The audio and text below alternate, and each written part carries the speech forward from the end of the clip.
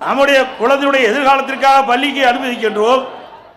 ஆனால் இந்த விடியா திமுக ஆட்சியிலே படிக்கிற காலத்திலே பள்ளியிலே மாணவிகள் மது அருந்துகின்ற காட்சி பத்திரிகையில் ஊடகத்தில் வருகின்றது. ஒரு வேதனையான சம்பவம். அதை பற்றியெல்லாம் இந்த அப்பா ஸ்டாலின் கவலைப்படுவதாக தெரியவில்லை. இன்றைக்கு தமிழகத்தில் உளவுத்துறை இருக்கின்றதா என்று மக்கள் கேட்கின்ற நிலைக்கு உளவுத்துறையுடைய செயல்பாடு செயலிழந்து இருக்கின்றது. இப்படிப்பட்ட சம்பவங்கள் நடைபெறுகின்ற பொழுது, போதைப் பொருள் விற்பனை அதிகரிக்கின்ற பொழுது அரசுக்கு உரிய முறையிலே தெரிவித்து இந்த உளவுத்துறை செயல்பட்டு இருக்க வேண்டும். ஆனால் தமிழகத்தில் இருக்கின்ற உளவுத்துறை திரு கருணாநிதி குடும்பத்திற்கு, ஸ்டாலின் குடும்பத்திற்கு ஏவல் செய்கின்ற உளவுத்துறையாகத்தான் பார்க்கப்படுகிறது. இன்றைக்கு போதை ஆசாமிகள் அவர்களை பிடிக்க செல்கின்ற காவலர்களை கண்மூடித்தனமாக தாக்கின்றார்கள். காவலருக்கே இந்த ஆட்சியில் பாதுகாப்பு இல்லாத ஒரு சூழ்நிலை விடியா திமுக ஆட்சியில் தான் பார்க்கப்படுகிறது. சில இடத்திலே அந்த போதை ஆசாமிகளால் கைது செய்ய முற்படுகின்ற பொழுது கத்தி காட்டி காவலர்களை மிரட்டுகின்ற காட்சி நாம் பத்திரிகையிலும் ஊடகத்திலும் பார்க்கக்கூடிய அவலங்களை தமிழகத்தில் இன்றைக்கு நிலவிக் கொண்டிருக்கின்றது.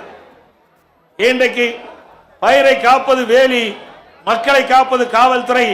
அந்த மக்களுக்கே பாதுகாப்பு இல்லாத ஒரு சூழ்நிலை தமிழகத்திலே நிலவிக் கொண்டிருக்கின்றது. அப்படிப்பட்ட அவல ஆட்சிதான் இன்றைக்கு தமிழகத்திலே நடந்து கொண்டிருக்கின்றது. இன்றைக்கு சென்னை மாநகரம் பட்டம் பகலிலே ஒரு அரசியல் கட்சி தலைவர் ஆம்ஸ்ட்ராங் வெட்டி படுகொலை செய்யப்படுகிறார். இன்று வரை உண்மையான குற்றவாளியை கண்டுபிடிக்க முடியவில்லை. அதே போல திராவிட முன்னேற்ற கழகத்திலே கூட்டணியில் அங்க வைக்கின்ற காங்கிரஸ் கட்சியினுடைய திருநெல்வேலி காங்கிரஸ் கட்சியுடைய மாவட்ட தலைவர் திரு ஜெயக்குமார் அவர்கள் வெட்டி சாக்கப்படுகிறார். அவர் எரித்து கொலை செய்யப்படுகிறார்.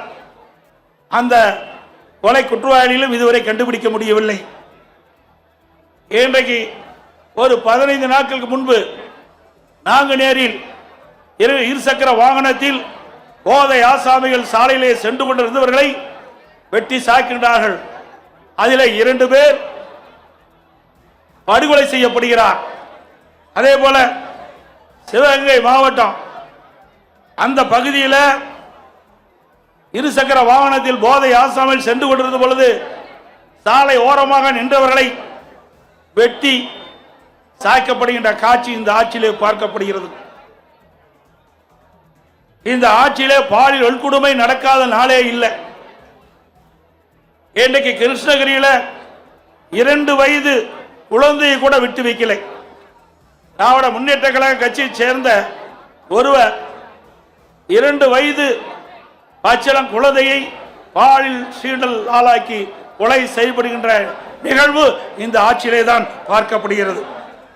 நாமக்கல் மாவட்டம் குமராபாளையத்தில் வீதியிலே விளையாடி கொண்டிருந்த 9 வயது சிறுமியை ஒரு காம கொடுகிறன் அந்த சிறுமியை அழைத்து சென்று பாலியல் வன்கொடுமை செய்யப்பட்ட காட்சி தொலைக்காட்சியிலே நாம் பார்த்தோம். இதையெல்லாம் எந்த அளவுக்கு இந்த ஆட்சியிலே கொடுமை நடந்து கொண்டிருக்கின்றதை நாம் எண்ணி பார்க்க வேண்டும். இன்றைக்கு மதுராந்தகம் அருகிலே இருசக்கர வாகனத்திலே சென்று கொண்டிருந்த ஒரு பெண்மணியை சில பேர் கடத்தி சென்று பாலியல் வன்கொடுமை செய்கின்ற நிகழ்வு இந்த ஆட்சியிலே தான் பார்க்கப்படுகிறது.